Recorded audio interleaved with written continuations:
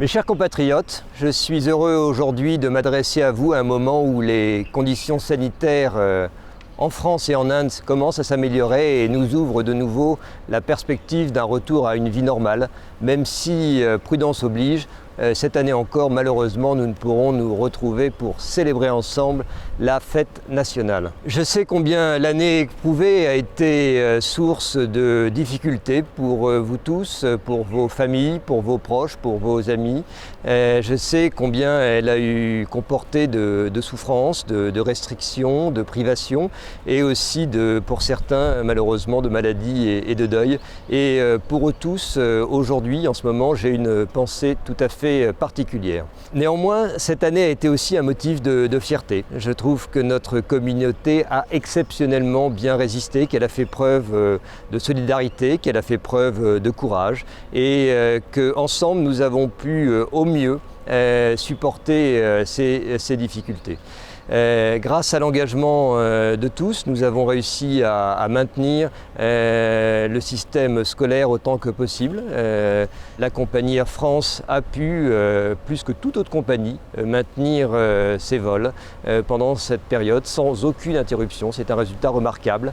Et surtout, plus récemment, en raison du souhait de nos plus hautes autorités de protéger au mieux la communauté française, bien la communauté française d'Inde a été la première à bénéficier d'une opération de vaccination d'une ampleur incomparable dans le monde et ampleur incomparable aussi en Inde, puisqu'aucune autre communauté étrangère n'a bénéficié d'un tel effort.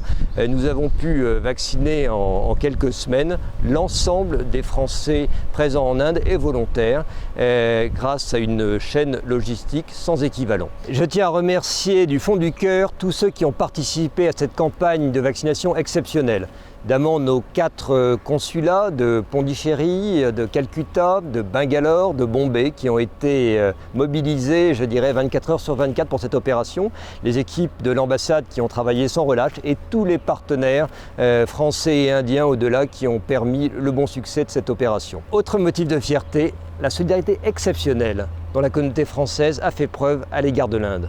Vous vous en souvenez, l'année dernière, l'Inde avait autorisé l'exportation de médicaments qui étaient critiques pour le bon fonctionnement des hôpitaux français et ça avait permis de sauver des vies humaines nombreuses en France. Cette année, c'était au tour de la France d'apporter son aide à l'Inde, d'apporter de l'oxygène, soit de l'oxygène liquide grâce au soutien notamment exceptionnel de la société Air Liquide, ou des générateurs d'oxygène, plus d'une trentaine, qui vont permettre à des hôpitaux indiens d'être autonomes sur la durée, sur plus d'une dizaine d'années, et grâce au soutien combiné de plus d'une cinquantaine d'entreprises françaises qui ont de bout en bout assisté à cette opération.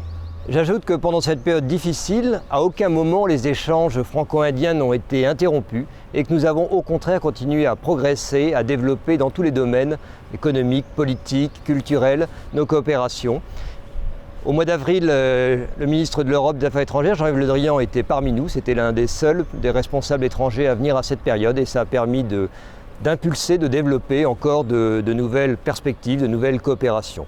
Voilà, cette année est donc de nouveau une année pour nous de fierté et je souhaite que dans les mois qui viennent, notre communauté continue à faire preuve de cet esprit magnifique qui l'a inspiré ces derniers mois.